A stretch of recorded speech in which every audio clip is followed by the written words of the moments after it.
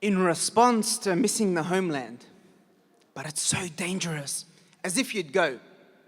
Always talking about a capricious climate in the Middle East, but the only unsettling factor has been settlers.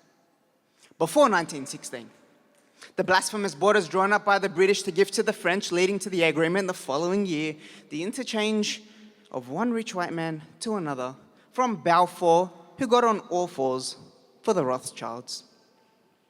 When the land is not yours, you don't protect it, nourish it, decimate it. The indigenous people of the Levant don't exist for pity parties, are not born for suffering, but fill us with life, show us how to be resilient.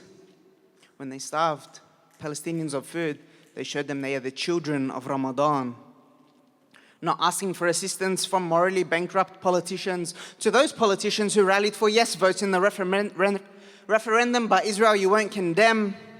Do not talk to me from the puppet's pulpit of hypocrisy about free speech, rights, and liberation. The likes of Alba, the sellout, and Pick Me Penny is very proficient at embodying assimilation policies. I'm sure you all agree, she's become quite the Becky. Then she screams she's all for humanity only after 30,000 people were killed and still pulled funding from UNRWA based off no evidence. You won't condemn the implementation of the Dahya doctrine, but let's go over for photo ops. It's easy for ambassadors to visit with no shame when back home your cities are built on indigenous graves. Let's talk about what they do condemn. Resistance. Even nature resists imposters. The land came with its own insecticides, the wasp stayed, but the IDF fled. And in December, invading soldiers were left with skin lesions, the land's own anti-parasitic medicine. Resistance. Looks like the old ladies in the village who fearlessly front the soldiers looking down their barrels of their rifles, unfazed warriors that give birth to warriors. The ladies that know the direction of the olive tree roots below ground like the veins mapped on the back of their hand. The carving hand wielding the jagged knife of division couldn't stop the healing needle of resistance, stitching sutures like a thread of a surgeon, closing wounds open over 100 years old.